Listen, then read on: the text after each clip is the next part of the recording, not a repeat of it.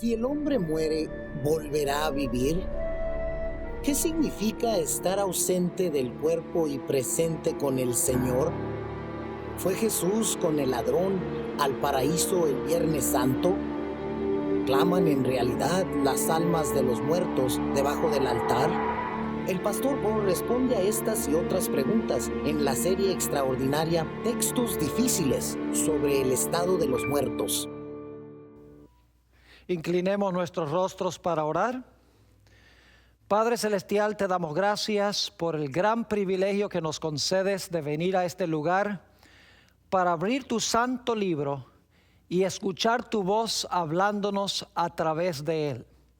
Pedimos, Padre, la compañía de tu Espíritu Santo.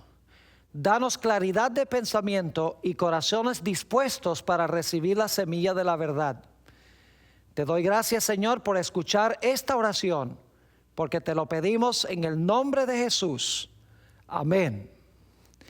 El título del tema que vamos a estudiar hoy es Un ladrón y una pitonisa.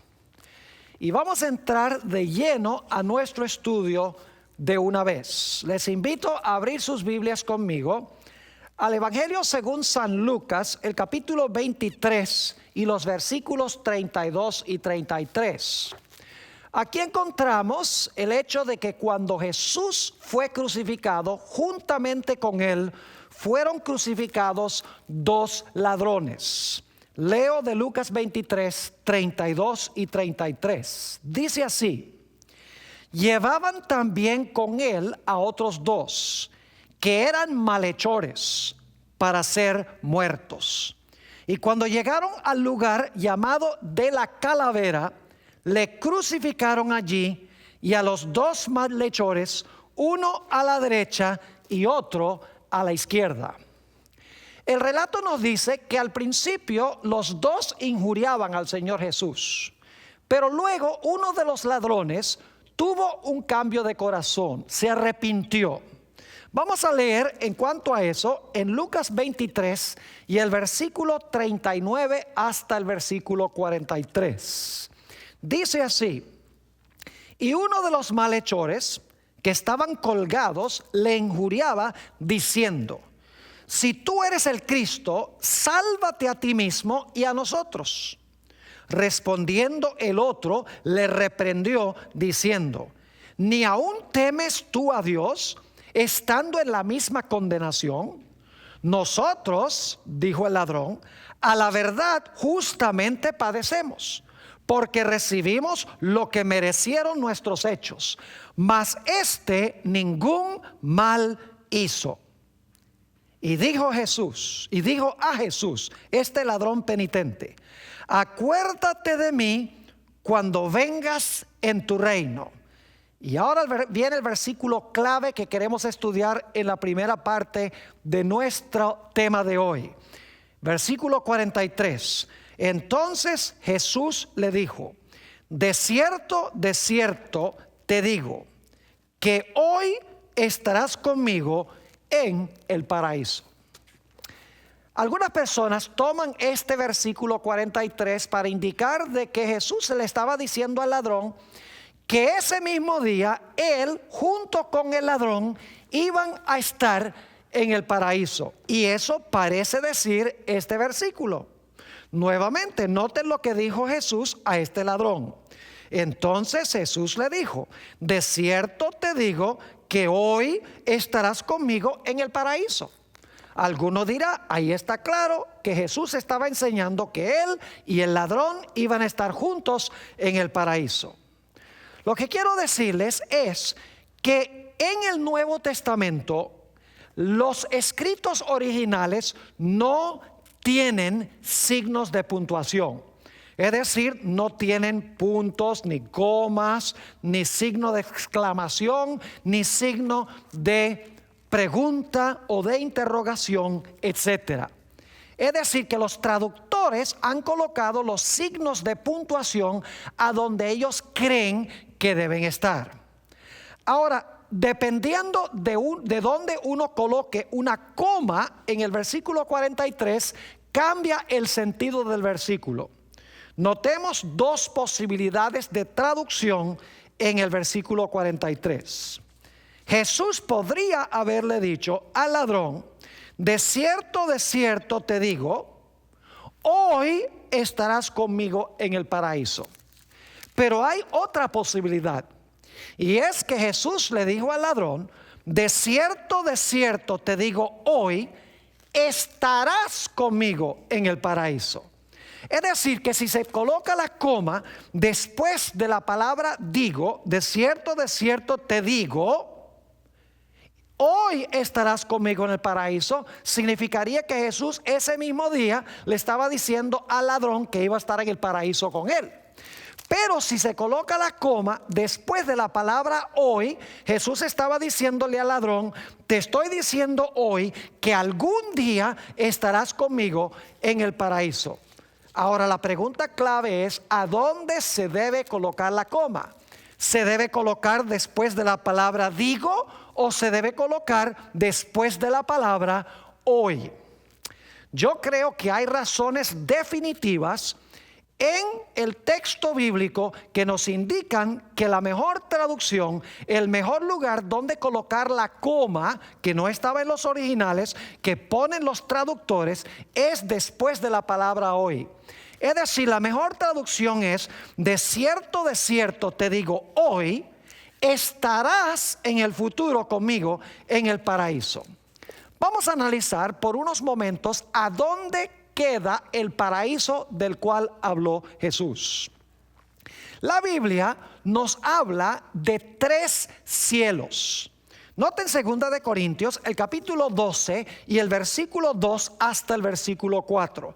2 de Corintios, el capítulo 12 y el versículo 2 hasta el versículo 4. Aquí se indica de que hay 3 cielos. Dice lo siguiente el apóstol Pablo: conozco a un hombre en Cristo que hace 14 años, si en el cuerpo no lo sé, si fuera del cuerpo no lo sé, Dios lo sabe, fue arrebatado hasta el 3er cielo. Noten que Pablo conoce a un hombre que fue arrebatado hasta el 3er cielo. Ahora, si hay un 3er cielo, tiene que haber uno segundo y tiene que haber uno primero. Ahora, noten el versículo 3. Y conozco al tal hombre, si en el cuerpo o fuera del cuerpo no lo sé, Dios lo sabe. Más adelante vamos a hablar de lo que significa en el cuerpo o fuera del cuerpo. Versículo 4. Que fue arrebatado al paraíso, donde oyó palabras inefables que no le es dado al hombre expresar. Noten que en estos versículos nos dice que este hombre fue arrebatado al 3er cielo, y en el 3er cielo estaba el paraíso. Se usa la palabra paraíso, la misma palabra que está en Lucas 23 y el versículo 43. Ahora, permítame hablarles un momentico de cuáles son esos 3 cielos. Génesis 1:8 nos dice que el primer cielo es el cielo atmosférico a donde vuelan las aves. Dice en Génesis 1:8: y llamó Dios a la expansión cielos, y fue la tarde y la mañana el día segundo. La expansión se le llama cielos, y ese es el lugar a donde vuelan las aves. Es nuestra atmósfera, en otras palabras. El segundo cielo se menciona en Génesis 15 y el versículo 5, a donde se habla de Abraham. Dios le instó que saliera y mirara el cielo y tratara de contar las estrellas. Dice en Génesis 15:5: y lo llevó fuera y le dijo: mira ahora los cielos y cuenta las estrellas si las puedes contar. Y le dijo: así será tu descendencia. También se conoce el universo estelar como cielos. Ese es el segundo cielo. El primer cielo, en otras palabras, es la atmósfera a donde vuelan las aves. El segundo cielo es el cielo estelar, donde están el sol, la luna y las estrellas. El tercer cielo, como hemos visto, es el lugar a donde se encuentra el paraíso. Ahora, inmediatamente nos preguntamos: ¿a dónde queda ese paraíso? Vamos a Apocalipsis, el capítulo 2 y el versículo 7. Apocalipsis, el capítulo 2 y el versículo 7. Aquí se está hablando de el árbol de vida que queda en el paraíso de Dios. Dice allí en Apocalipsis 2:7, el que tiene oído, oiga lo que el Espíritu dice a las iglesias. Al que venciere, yo le daré a comer del árbol de la vida, escuchen bien, el cual está en medio del paraíso de Dios. Hemos descubierto que el paraíso está en el tercer cielo y que en ese tercer cielo donde está el paraíso se encuentra el árbol de la vida. Ahora notemos qué más se encuentra en ese tercer cielo, a dónde está el paraíso y a dónde está el árbol de vida. Apocalipsis 22 y el versículo 1 y el versículo 2. Apocalipsis 22, 1 y 2. Dice aquí: después me mostró un río limpio de agua de vida, resplandeciente como el cristal, que salía del trono de Dios y del Cordero. Muy importante eso, se habla del río de vida que sale del trono de Dios y del Cordero. Sigue diciendo en el versículo 2, en medio de la calle de la ciudad, es decir, de la Nueva Jerusalén, y a uno y otro lado del río, estaba el árbol de la vida, que produce 12 frutos, dando cada mes su fruto, y las hojas del árbol eran para la sanidad de las naciones. Ahora es interesante entonces notar que el árbol de la vida y el río de vida se encuentran a donde está el trono de Dios, dentro de la ciudad Nueva Jerusalén. Leamos otro texto, Apocalipsis 22 y el versículo 14, a donde se menciona también el árbol de la vida y a dónde queda el árbol de la vida. Apocalipsis 22, 14 dice: bienaventurados los que lavan sus ropas, para tener derecho al árbol de la vida y para entrar por las puertas en la ciudad. Vamos a resumir entonces lo que hemos estudiado. El tercer cielo es el lugar a donde está el paraíso. Donde está el paraíso está el río de vida, está el trono de Dios.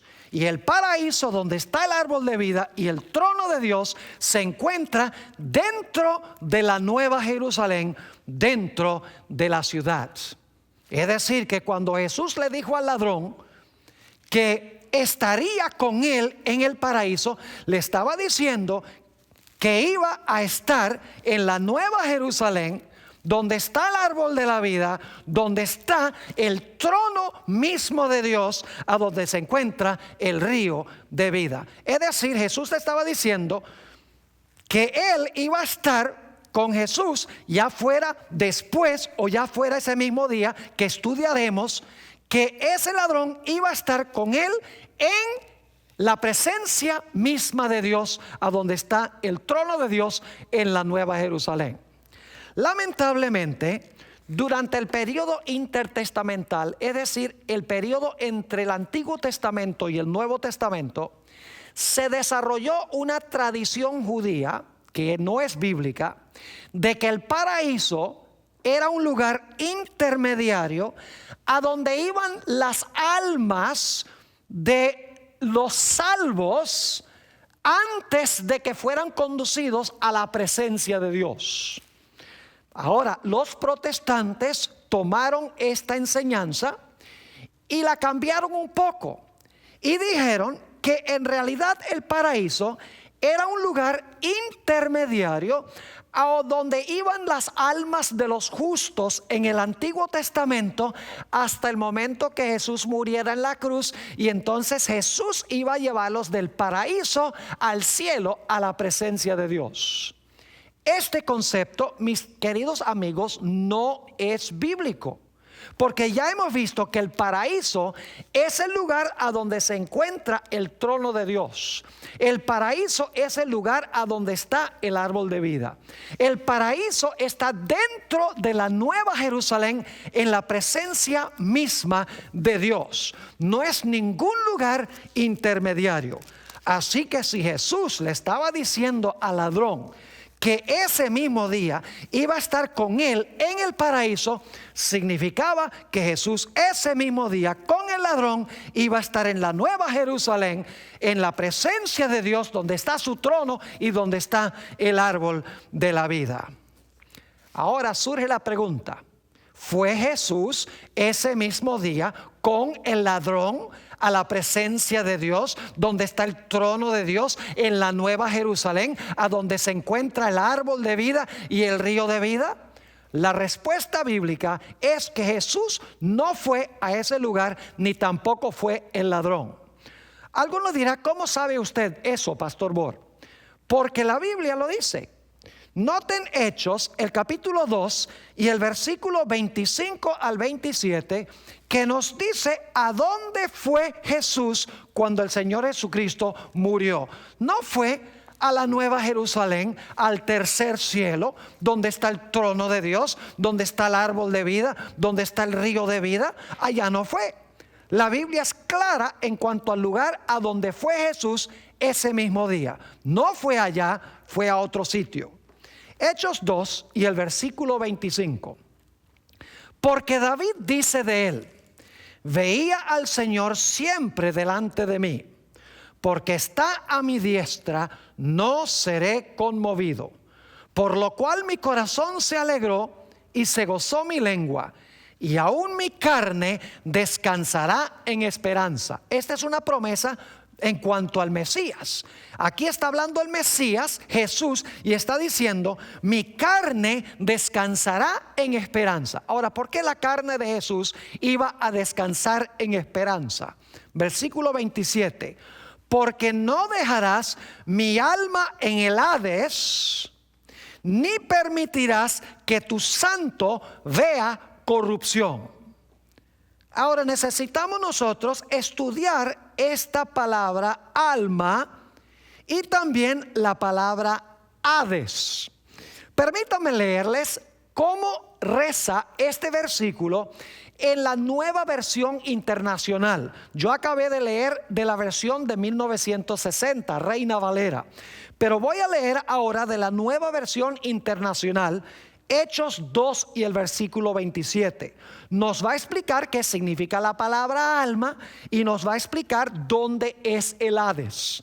Dice allí en la Nueva Versión Internacional: no dejarás que mi vida, noten que la palabra alma significa la vida, no dejarás que mi vida termine en el sepulcro. Es decir, el Hades es el sepulcro. Ni permitirás que tu santo sufra corrupción.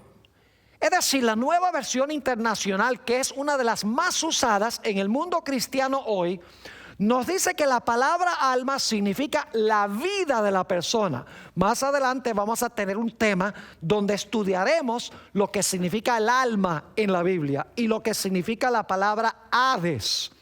Pero vale decir por ahora que la palabra alma aquí sencillamente significa la vida de la persona y el Hades significa el sepulcro.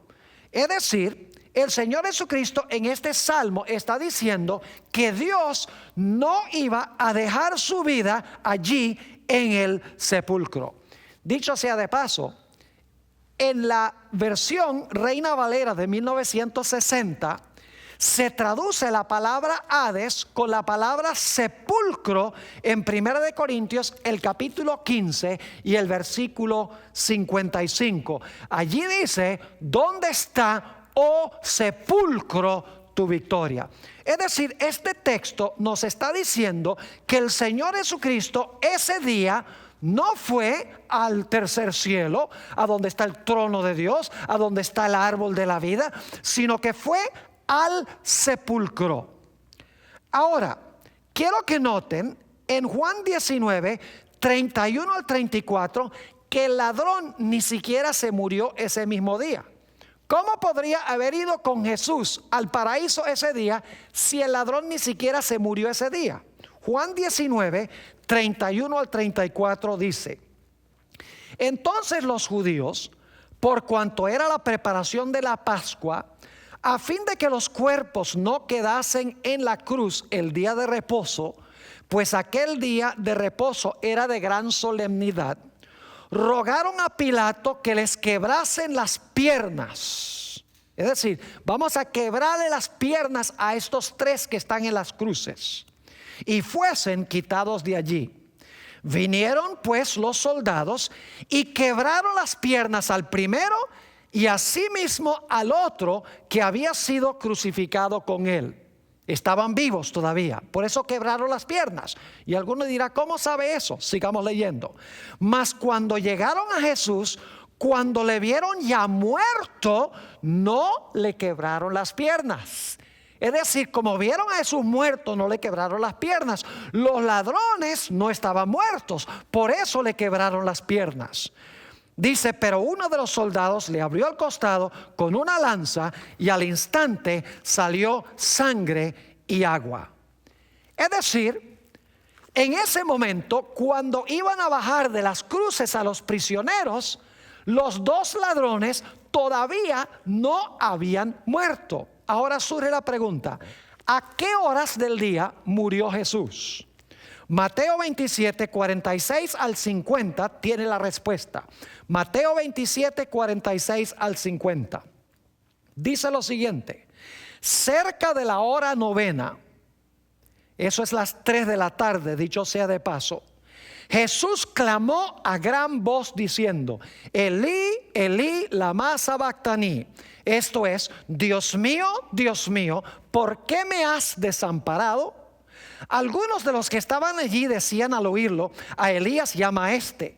Y al instante, corriendo uno de ellos, tomó una esponja y la empapó de vinagre y poniéndola en una caña le dio a beber. Pero otros decían, deja, veamos si viene Elías a librarle. Mas Jesús, habiendo otra vez clamado a gran voz, entregó el Espíritu. Este texto nos dice claramente que el Señor Jesucristo murió después de las 3 de la tarde. Después de esa hora es que iban a bajar a los prisioneros de la cruz. Es decir, que los ladrones no habían muerto aún a las 3 de la tarde y por eso había urgencia de bajar sus cuerpos de la cruz. Es interesante entonces notar que los ladrones no murieron ese mismo día. Jesús sí murió, pero los ladrones no. Y ya hemos visto que Jesús ese día fue al sepulcro porque Dios no iba a dejar su vida en el sepulcro. Es decir, que según la Biblia, Jesús no fue al paraíso ese día, ni tampoco el ladrón fue al paraíso ese día. Porque el ladrón penitente no había muerto y Jesús no fue al paraíso, sino que fue al sepulcro. Ahora yo quiero comprobarles bíblicamente que el Señor Jesucristo no fue a donde su Padre en el momento de su muerte. Noten Juan el capítulo 20 y el versículo 1. Está hablando de la resurrección de Jesús. Jesús murió, todos sabemos esto, el 6º día de la semana que llamamos Viernes Santo. La Biblia nos dice que resucitó el primer día de la semana que se conoce como Domingo de Resurrección. Noten Juan 20 y el versículo 1. El primer día de la semana, María Magdalena fue de mañana siendo aún oscuro al sepulcro y vio quitada la piedra del sepulcro. Claramente nos dice aquí que el primer día de la semana fue que se halló el sepulcro vacío porque ese día resucitó Jesús. Ahora quiero leerles un versículo de algo que sucede ese día, ese mismo día, allí en el huerto con Jesús y con María Magdalena. Juan 20 y el versículo 17. Jesús se encuentra con María Magdalena y María Magdalena quiere tocar a Jesús. Y fíjense lo que le dijo el maestro. Juan 20, 17. Jesús le dijo, no me toques, porque aún no he subido a mi Padre. ¿Cómo es la cosa? Jesús dice, el primer día de la semana cuando resucitó, dice, aún no he ascendido a mi Padre, no me toques. ¿Cómo es entonces que el Señor Jesucristo supuestamente se fue al cielo el Viernes Santo a la presencia de su Padre, cuando nos dice que el día de la resurrección Jesús le declaró a María Magdalena que todavía no había ido para estar con su Padre? Es muy obvio por todas estas evidencias bíblicas que Jesús no fue a la presencia de su Padre ese mismo día en el paraíso, ni el ladrón tampoco fue ese mismo día al paraíso. Otro punto interesante es que el pedido del ladrón no fue que pudiera ir ese mismo día con Jesús al paraíso. Note lo que dice en el Evangelio según San Lucas, el capítulo 23 y el versículo 42. Lucas 23, 42. Note lo que le dijo el ladrón a Jesús: acuérdate de mí cuando vengas en tu reino. Otras versiones dicen cuando entres en tu reino. Yo pregunto, ¿cuándo fue que Jesús entró en su reino? Mis queridos amigos, Jesús no entró en su reino sino hasta que ascendió 40 días después de la resurrección. Y si esto significa cuando vengas en tu reino, pues Jesús no viene en su reino sino hasta su segunda venida. Es decir, el ladrón no le estaba pidiendo a Jesús ir ese mismo día allá al paraíso, sino que le estaba diciendo a Jesús: cuando entres en tu reino o cuando vengas en tu reino, acuérdate de mí y sálvame. En realidad, Jesús estaba usando un modismo muy común que se usaba en la mentalidad hebrea. Noten Deuteronomio, el capítulo 30 y el versículo 18. Deuteronomio 30 y el versículo 18 usa la misma clase de terminología. Jesús está diciendo: mira, hoy que tú estás en esa cruz colgado, que parece que no tienes esperanza, hoy cuando yo estoy aquí colgando en esta cruz, hoy te estoy diciendo, te estoy asegurando este día que estarás conmigo en el futuro, en el paraíso. Noten Deuteronomio 30, 18, cómo se usa esa misma idea que hoy va a pasar algo en el futuro.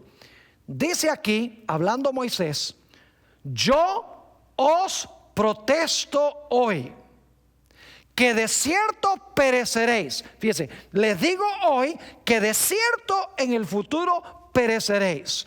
No prolongaréis vuestros días sobre la tierra a donde vais, pasando el Jordán para entrar en posesión de ella. Es decir, que no podemos usar Lucas 23, 43 para enseñar que ese mismo día el alma de Jesús se fue al cielo y el alma del ladrón se fue al cielo. No dice nada de que el alma iba a ir, el alma de Jesús y el alma del ladrón.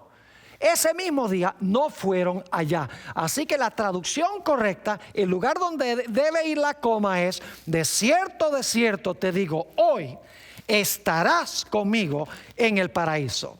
Ahora vamos a nuestro segundo episodio de estudio, el episodio de la pitonisa de Endor. Déjenme darles un poquito de marco histórico. Resulta que la Biblia nos dice que el rey Saúl había pasado la mayor parte de su gobierno persiguiendo a David, que se había tornado en la mente de él en su enemigo. Y como se había enfocado tanto en perseguir a David, descuidó su reino. Y los filisteos tomaron gran ventaja, conquistaron gran territorio de Israel. Y ahora Saúl se dio cuenta que estaba perdiendo su territorio, estaba perdiendo su reino y estaba desesperado por saber qué iba a suceder con su reino en el futuro. Es decir, estaba turbado y asustado. Noten 1 de Samuel, el capítulo 28 y el versículo 5, donde se nos habla de la preocupación de Saúl porque estaba perdiendo su reino a manos de los filisteos. Dice ahí en 1 de Samuel 28 y el versículo 5: y cuando vio Saúl el campamento de los filisteos, tuvo miedo y se turbó su corazón en gran manera. Estaba supremamente preocupado y por lo tanto decidió consultar a Jehová. Ahora, Dios había establecido ciertos métodos aceptables y convencionales para comunicarse con Él. Entre esos había visiones, había sueños, había el Urim, el Tumim, es decir, métodos que Dios aprobaba, que Dios había establecido. Pero la Biblia nos dice que Saúl usó estos métodos, pero Dios no le respondió usando los métodos que Dios mismo había establecido. Noten 1 de Samuel, el capítulo 28 y el versículo 6. Dice: y consultó Saúl a Jehová, pero Jehová no le respondió, ni por sueños, ni por Urim, ni por profetas. Es decir, Dios rehusó contestar la plegaria de Saúl usando los métodos que Dios mismo había establecido. Ahora es importante reconocer que Samuel en este momento estaba muerto y sepultado. Noten 1 de Samuel, el capítulo 28 y el versículo 3. Dice aquí: ya Samuel había muerto, y todo Israel lo había lamentado, y le habían sepultado en Ramá, su ciudad. Y Saúl había arrojado de la tierra a los encantadores y adivinos.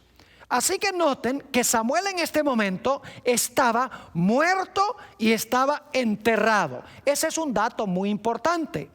Ahora yo pregunto, ¿en qué condición se encuentran los muertos cuando están enterrados?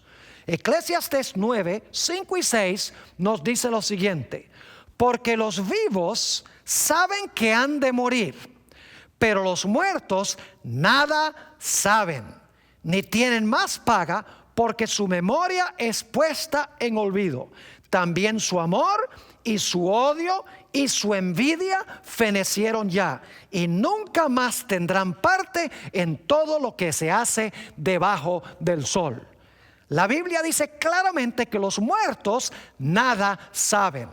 Saúl sabía que Samuel había muerto y que Samuel había sido enterrado. Ahora, ¿saben ustedes que Dios había prohibido terminantemente tratar de comunicarse con los muertos? Noten Levítico, el capítulo 20 y el versículo 27. Levítico 20, 27. Dice aquí: y el hombre o la mujer que evocare espíritus de muertos, o se entregare a la adivinación, ha de morir. Serán apedreados, su sangre será sobre ellos. Y en Levítico 19 y el versículo 31 dice Dios: no os volváis a los encantadores ni a los adivinos, no los consultéis, contaminándoos con ellos, yo Jehová vuestro Dios. Noten entonces que Dios había prohibido terminantemente tratar de comunicarse con los muertos. Y hay una razón especial, y es que los muertos no saben nada. Es imposible, según la Biblia, comunicarse con los muertos. Por eso Dios dijo: el que trate de comunicarse con un muerto debe ser apedreado. Dicho sea de paso, Saúl sabía que estaba prohibido tratar de comunicarse con los muertos. Noten 1 de Samuel, el capítulo 28 y el versículo 9. 1 de Samuel 28, 9. Aquí llegó a donde está la pitonisa de Endor. Y dice allí: y la mujer le dijo: he aquí tú sabes lo que Saúl ha hecho, porque Saúl estaba disfrazado, lo que Saúl ha hecho. Cómo ha cortado de la tierra a los evocadores y a los adivinos. ¿Por qué pues pones tropiezo a mi vida para hacerme morir? Saúl sabía que no se debía consultar a los muertos. Por eso la Biblia nos dice que Saúl se disfrazó para tratar de engañar a la pitonisa. Noten 1 de Samuel, el capítulo 28 y el versículo 7 y 8. 1 de Samuel 28, 7 y 8. Entonces Saúl dijo a sus criados: buscadme una mujer que tenga espíritu de adivinación, para que yo vaya y por medio de ella pregunte. Y sus criados le respondieron: he aquí hay una mujer en Endor, que tiene espíritu de adivinación. Y se disfrazó Saúl y se puso otros vestidos. Y se fue con 2 hombres y vinieron a aquella mujer de noche. ¿Sabía Saúl que lo que estaba haciendo era prohibido por Dios? Claro que sí.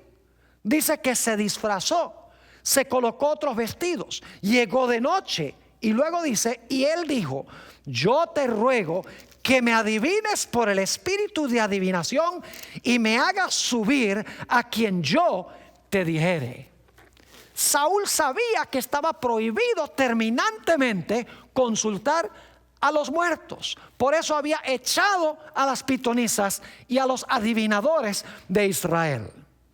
Lo interesante es que Saúl le dijo a la pitonisa: hazme subir a quien yo te dijere. Noten 1 Samuel, el capítulo 28 y el versículo 11. Nos dice a quién era que Saúl quería que la pitonisa hiciera subir. Dice allí: la mujer entonces dijo: ¿a quién te haré venir? Dice aquí en la versión del 60. Todas las versiones más famosas dicen: ¿a quién te haré subir? Y él respondió: hazme subir o hazme venir a Samuel. Ahora, hemos visto que Samuel estaba muerto y había sido sepultado. Pero aquí encontramos que Saúl le está diciendo a la pitonisa: hazme subir a Samuel. Ahora, sabemos que Samuel era un hombre que estaba entregado a Dios. Es uno de los justos. Vamos a ver en unos momentos. ¿Cómo es que Samuel, si era justo, no se había ido en el momento de la muerte al cielo, como creen muchos? ¿Cómo es que iba a subir de donde se había ido por ahí abajo? Esperaríamos que si se había ido al cielo, que debía bajar, no debía subir. Ahora se vuelve aún más interesante esta historia. En 1 Samuel 28 y el versículo 13 nos dice que cuando la pitonisa finalmente hizo subir al supuesto Samuel, vio algo muy interesante. 1 Samuel 28 y el versículo 13. La pitonisa descubre que ese hombre que le está pidiendo que le haga este favor es Saúl. Dice allí la mujer a Saúl: ¿por qué me has engañado? Pues tú eres Saúl. Y el rey le dijo: no temas, ¿qué has visto? Y ahora escuchen esto. Y la mujer respondió a Saúl: he visto dioses que suben de la tierra. ¿Cómo? ¿Veo qué? Dioses que suben de la tierra. ¿Qué está diciendo la pitonisa? La pitonisa está diciendo que Samuel es un dios, que cuando murió se convirtió en un dios. ¿Dónde se originó esta idea de que una persona puede ser como Dios y que no muere? Noten Génesis, el capítulo 3 y el versículo 4 y el versículo 5, la primera mentira de la historia. Entonces la serpiente dijo a la mujer: no moriréis, sino que sabe Dios que el día que comáis de él, serán abiertos vuestros ojos y seréis como Dios, sabiendo el bien y el mal. Es decir, Satanás le dijo a Eva: no vas a morir, sino que vas a ser como Dios. Aquí la pitonisa está diciendo: estoy haciendo subir a Samuel, porque Samuel en realidad no está muerto, como dice la Biblia. Y está diciendo que Samuel que está subiendo es un Dios, porque ella dice: he visto dioses subiendo de la tierra. Ahora lo interesante es ver la forma en que esta pitonisa vio a Samuel, al supuesto Samuel. 1 Samuel, el capítulo 28 y el versículo 14 nos dice, hablando Saúl a la pitonisa, él le dijo: ¿cuál es su forma? Es decir, ¿cuál es la forma de este Dios que está subiendo de la tierra? Y ella respondió: un hombre anciano viene. Y una mejor traducción de todas las versiones que yo examiné en inglés, las más famosas, dicen: un hombre anciano sube, cubierto de un manto. Qué cosa interesante. Un hombre anciano, un viejo cubierto de un manto. Saben que esa es la forma como los espiritistas en la antigüedad veían a los supuestos espíritus de los difuntos que subían. Los veían cubiertos de un manto y viejitos. Ahora, note lo que sigue diciendo. Saúl entonces entendió. Note que no dice que era Samuel. Dice que Saúl entendió que era Samuel. Y humillando el rostro a la tierra, hizo gran reverencia. Es decir, que Saúl prácticamente está adorando a esta entidad que está subiendo de la tierra. Este Dios supuesto del cual está hablando la pitonisa. Ahora yo pregunto, ¿a dónde iba a ir Saúl el siguiente día después de esta conversación? La Biblia dice que Saúl iba a morir en la batalla. Pero fíjense la gran mentira que echó este supuesto Samuel a la pitonisa, y la pitonisa le dio el mensaje a Saúl. Primera de Samuel, el capítulo 28 y el versículo 19. Dice allí: y Jehová entregará a Israel también contigo en manos de los filisteos. Es decir, tú, Saúl, vas a caer en manos de los filisteos. Y fíjense lo que dice el supuesto Samuel, que en realidad es un demonio disfrazado de Samuel. Dice: y mañana estaréis conmigo, dice este supuesto Samuel, mañana estaréis conmigo tú y tus hijos, y Jehová entregará también al ejército de Israel en mano de los filisteos. Qué raro que este supuesto Samuel le esté diciendo a Saúl: mira, mañana tú vas a estar en el mismo lugar a donde estoy yo. Entonces, ¿qué? ¿Los justos y los impíos van al mismo lugar cuando mueren? Eso es lo que enseña el espiritismo. El espiritismo no enseña que los justos van al cielo y los impíos van al infierno. Ellos enseñan que los justos y los impíos todos van al mismo lugar. Ahora yo pregunto, Samuel, quien fue justo, ¿a dónde era que iba a ir? ¿Saúl iba a estar en el mismo lugar que el justo Samuel? En ningún sentido de la palabra. En Hebreos, el capítulo 11 y el versículo 32, encontramos mencionado el nombre de Samuel como uno de los grandes héroes de la fe del Antiguo Testamento. Dice en Hebreos 11:32: ¿y qué más os digo? Porque el tiempo me faltaría contando de Gedeón, de Barak, de Sansón, de Jefté, de David, así como de Samuel y de los profetas. Fíjense que Samuel era justo, está en la lista de los héroes de la fe en Hebreos 11. Y quiero que noten que la Biblia nos dice que Samuel fue salvo. Y algunos dicen: ¿cómo sabemos eso? Hebreos 11 y el versículo 35, después de mencionar los nombres de los héroes de los cuales hemos hablado y hemos leído en el versículo 32, dice allí en Hebreos 11:35: las mujeres recibieron sus muertos mediante resurrección. Por ejemplo, la viuda de Sarepta recibió a su hijo cuando Elías lo resucitó. Dice: las mujeres recibieron sus muertos mediante resurrección. Mas otros fueron atormentados, no aceptando el rescate, a fin de obtener mejor resurrección. Fíjense que Samuel y todos los que fueron martirizados esperaban mejor resurrección que la resurrección de este hijo de la viuda de Sarepta, porque ese niño volvió a morir. Pero la Biblia nos dice que cuando Samuel sea resucitado, no va a volver a morir, porque es mejor resurrección. Es la resurrección de vida cuando venga el Señor Jesucristo en poder y en gloria. Es decir, Samuel era justo. Va a resucitar en la resurrección de los justos. Saúl era malvado y maligno. ¿Cómo entonces es que Saúl y Samuel iban a terminar en el mismo lugar, según dijo este supuesto espíritu de Samuel? Quiero notar un último punto antes de leer algunas citas muy interesantes. Primera de Crónicas 10, 13 y 14 nos dice explícitamente que Saúl no consultó a Jehová. Si no consultó a Jehová, entonces Jehová no le respondió. ¿Cómo es que Dios iba a usar el justo Samuel para comunicarse con Saúl cuando Dios había prohibido intentar comunicarse con los muertos, porque la Biblia dice que los muertos no saben nada?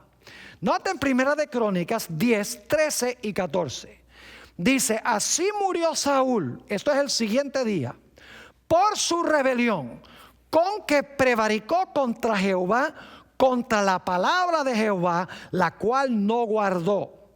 Y porque consultó, ahora escuchen bien, porque consultó a una adivina y no consultó a Jehová. Por esta causa le mató y traspasó el reino a David, hijo de Isaí. Claramente nos dice aquí que Saúl no consultó a Jehová. Así que Jehová no le contestó a Saúl. Ahora noten Isaías 8, 19 y 20, donde Dios dice a quién deben consultar los miembros que pertenecen a su pueblo. Isaías 8, 19 y 20. Y si os dijeren, preguntad a los encantadores y a los adivinos que susurran hablando, responded: ¿no consultará el pueblo a su Dios? ¿Consultará a los muertos por los vivos? A la ley y al testimonio. Si no dijeren conforme a esto, es porque no les ha amanecido. Aquí Dios dice en Isaías: no consultes a los pitones, a las pitonisas, a los adivinos, a los que consultan a los muertos. Dice: consulta a Jehová, a la ley y al testimonio. Es decir, de acuerdo con la Biblia, la palabra de Dios. Pero alguno dirá: pero pastor, allí dice que aparentemente fue Samuel el que se le apareció a la pitonisa de Endor. Quiero que noten un dato muy interesante en 1 de Samuel 28 y el versículo 14. 1 de Samuel 28 y el versículo 14. Dice allí que Saúl en realidad no vio a Samuel. La pitonisa fue la que dijo que vio a Samuel. Pero la Biblia nos dice que Saúl percibió que era Samuel. Fíjense lo que dice 1 de Samuel 28, 14. Saúl entonces entendió, otra traducción dice percibió, que era Samuel, y humillando el rostro a tierra hizo gran reverencia. Dice que Saúl percibió que era Samuel. Ahora, ¿cómo estaban los poderes de percepción de Saúl en este momento? Primero de Samuel 16, 14 nos dice que para este momento Saúl estaba bajo el control de un espíritu malvado. Note lo que dice Primero de Samuel 16 y el versículo 14. Dice: el espíritu de Jehová se apartó de Saúl y le atormentaba un espíritu malo de parte de Jehová. No dice que Dios le mandó el espíritu malo, esa es la impresión que da. Pero cuando dice que un espíritu malo fue enviado por Dios a Saúl, lo que quiere decir es que Dios quitó su protección y permitió que el espíritu fuera y atormentara a Saúl, porque Saúl para este momento se había entregado en manos de Satanás. Es decir, que para este momento Saúl estaba bajo el control de un mal espíritu, estaba bajo el control de Satanás, y por lo tanto no podemos confiar que sus poderes de percepción estaban muy claros. Ahora quiero leerles algunas citas muy interesantes de una escritora que se llama Elena G. de White. La primera cita se encuentra en el libro Conflict and Courage, página 172. Yo traduje esta cita. Está hablando de la experiencia de la pitonisa de Endor. Dice: cuando Saúl inquirió de Samuel, el Señor no causó que Samuel se le apareciera. Saúl no vio nada, y eso es lo que dice la Biblia. No se le permitió a Satanás que perturbara el descanso de Samuel en el sepulcro para hacerle subir en realidad ante la pitonisa de Endor. Dios no le da a Satanás el poder de resucitar a los muertos. Ahora escuchen, pero los ángeles de Satanás asumen la forma de amigos difuntos y hablan y actúan como ellos. Y por medio de estos supuestos amigos muertos puede llevar adelante mejor su obra de engaño. Satanás conocía muy bien a Samuel y sabía cómo imitarlo ante la pitonisa de Endor, y sabía también cómo predecir correctamente la suerte de Saúl y de sus hijos. Si Satanás estaba en pleno control de Saúl, obviamente Satanás podría llevar a los filisteos a matar a Saúl, porque Saúl estaba desamparado de la protección de Dios. En el libro El conflicto de los siglos, la página 608, encontramos esta declaración impactante de la misma autora sobre el poder que tiene Satanás. Dice allí: Satanás puede evocar ante los hombres la apariencia de sus amigos desfallecidos. La falsificación es perfecta. Fíjese que Satanás puede hacer una falsificación perfecta de los familiares. Sigue diciendo: los rasgos familiares, las palabras y el tono son reproducidos con una exactitud maravillosa. Muchas personas se consuelan con la seguridad de que sus seres queridos están gozando de las delicias del cielo, y sin sospechar ningún peligro dan oídos a espíritus seductores y a enseñanzas de demonios. Ahora, alguno dirá: ¿cómo fue posible que este espíritu malvado, este espíritu enviado por Satanás, que falsificó o imitó a Samuel mientras Samuel estaba vivo, cómo es que pudo predecir que el siguiente día Saúl iba a ser muerto en la batalla? Permítame leerles una cita muy interesante que encontramos en el libro Patriarcas y Profetas, la página 743. Dice allí la autora: Satanás induce a los hombres a que consulten a los que poseen espíritus adivinadores. Y mediante, ahora escuchen bien, y mediante la revelación de cosas pasadas ocultas. ¿Por medio de qué? Por medio de la revelación de cosas pasadas ocultas, les inspira confianza en su poder de predecir lo por venir. Yo pregunto: ¿Satanás conoce las cosas ocultas de la gente? Claro que sí. Él es invisible y es capaz de meterse a ver las cosas más secretas que hace la gente. Por eso ustedes han notado algunas personas en televisión que la gente los llama por teléfono y dice: yo quiero saber qué pasó con mi familiar que murió, dónde está, qué está haciendo. Y esa persona en el otro lado del teléfono le puede decir: tiene tantos años, ¿verdad que sí? ¿Cómo no? Y vivió en tal lugar, ¿verdad? Y tiene 2 hermanos. Puede dar muchos detalles en cuanto a la vida de esa persona que nunca conoció. ¿Quién le está revelando esa información?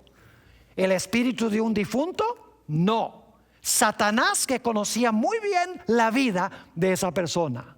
Sigue diciendo la autora: en virtud de la experiencia que obtuvo a través de largos siglos, ¿ves? Satanás ha adquirido experiencia por largos siglos, puede razonar de la causa al efecto y a menudo predecir con cierta exactitud algunos acontecimientos futuros de la vida del hombre. Es decir, a la luz de lo que pasó de lo que sucedió en el pasado con la vida de una persona, Satanás puede razonar lo que podría pasar en el futuro con esa persona. Y luego dice la autora: así puede engañar a ciertas pobres almas mal encaminadas, ponerlas bajo su poder y llevarlas cautivas a su voluntad. Les doy un ejemplo. hay una mujer que supuestamente leía el futuro en una bola de cristal. Se llamaba Jean Dixon. Ella murió hace algunos años.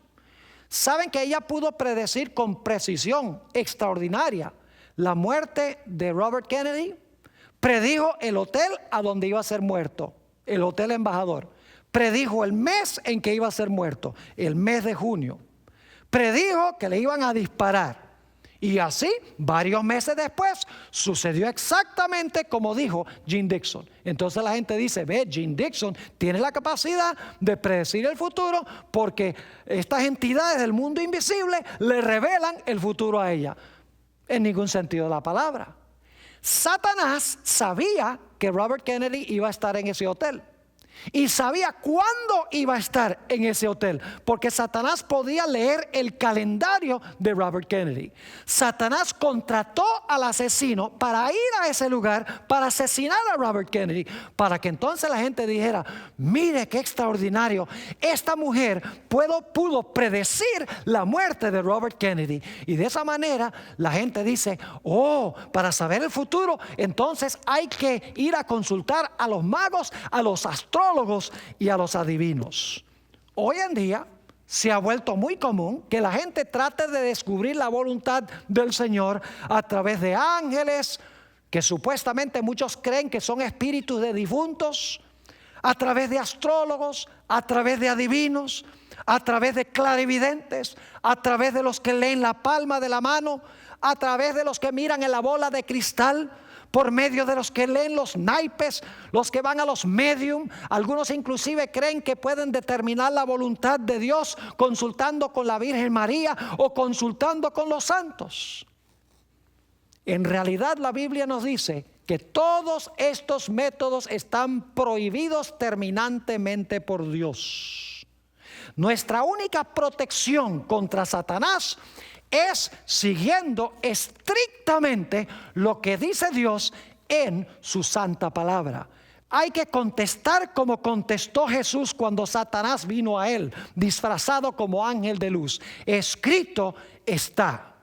Como dice en Isaías el capítulo 8 y el versículo 19 que ya leímos, cuando te digan que consultes a los adivinos y a los que consultan a los muertos, no consultará el pueblo a su Dios, a la ley y al testimonio. Si no hablaren conforme a esto, es porque no les ha amanecido. Queridos amigos, consultemos la palabra y no ninguna otra fuente.